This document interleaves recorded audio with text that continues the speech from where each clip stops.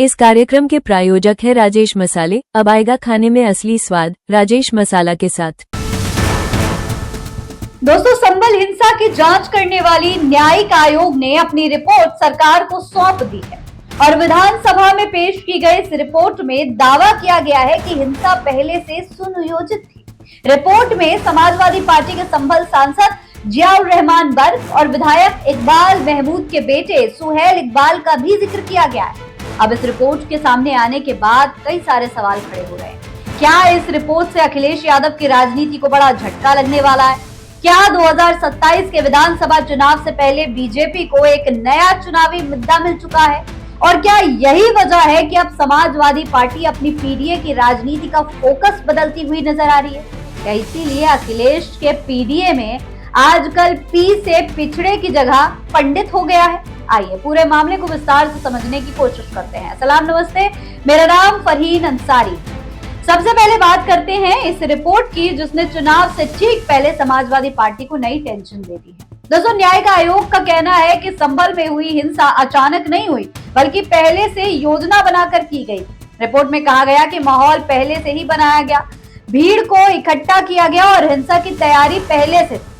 संभल हिंसा की रिपोर्ट के अनुसार 24 नवंबर 2024 की हिंसा से पहले 21 से 23 नवंबर के बीच घटनाक्रम तेजी से बदला है। स्थानीय सांसद जियाउर रहमान बर्क सामान्य तौर पर संभल में रहने के दौरान अपने आवास के निकट स्थित मस्जिद में नमाज अदा कर रहे थे, लेकिन 22 नवंबर को वो जामा मस्जिद पहुंचे।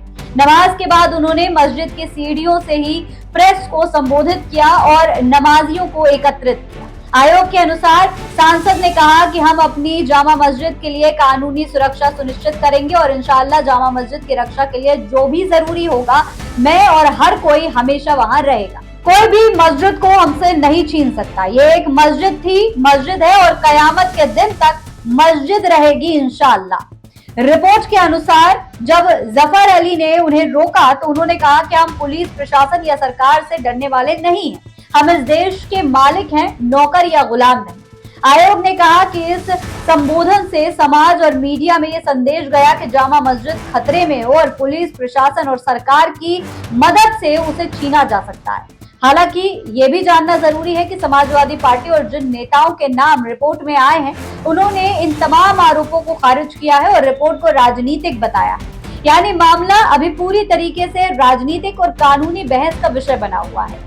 दोस्तों, ये रिपोर्ट ऐसे समय में आई है जब उत्तर प्रदेश के विधानसभा चुनाव नजदीक हैं। उससे ठीक पहले ये रिपोर्ट सामने आने का मतलब है कि समाजवादी पार्टी के लिए आने वाला चुनाव चुनौतीपूर्ण हो सकता है, क्योंकि बीजेपी पिछले कई सालों से समाजवादी पार्टी पे एक आरोप लगाती रहती है। सपा तुष्टीकरण की राजनीति करती है जब किसी आयोग की रिपोर्ट में सपा नेताओं का नाम चर्चा में आता है, खासतौर पर तब जब मुस्लिम नेता होते हैं।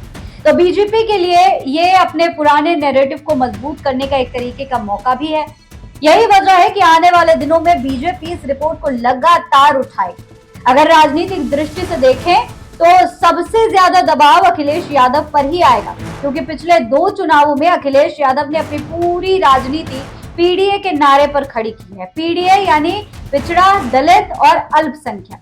इसी सामाजिक गठबंधन ने समाजवादी पार्टी को नई ताकत दी।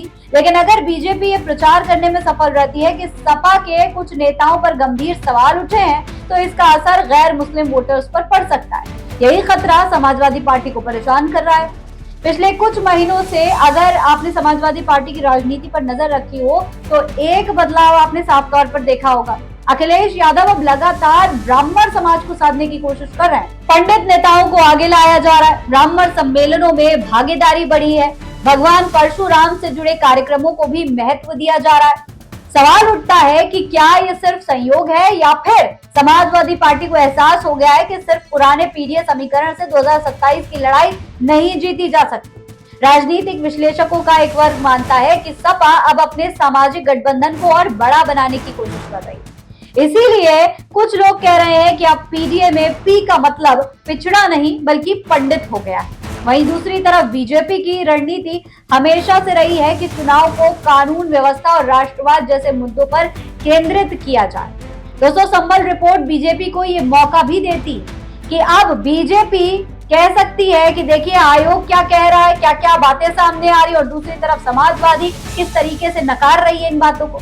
यानी एक तरफ विपक्ष को पेपर लीक और राम मंदिर के मुद्दे मिल गए हैं जिससे वो भाजपा को घेर सकती है, तो दूसरी तरफ भारतीय जनता पार्टी को भी संबल हिंसा का मुद्दा मिल चुका है जिससे वो विपक्ष पर निशाना साध सकती है। अब आगे ये तमाम जो मामले हैं किस तरीके से राजनीतिक रूप लेंगे, कैसे एक दूसरे पर तमाम राजनीतिक दल आरोप लगाने वाले हैं और इसका यूपी के आने वाले विधानसभा चुनाव पर कितना असर पड़ता दिखाई देगा, ये देखना बेहद दिलचस्प होने वाला है। फिलहाल इस पूरे मामले पर आप क्या कहेंगे, कमेंट बॉक्स में लिखकर हमें जरूर बताएं। ऐसे और तमाम वीडियोस देखने के लिए चैनल को सब्सक्राइब करना ना भूलें। जय हिंद, जय भारत।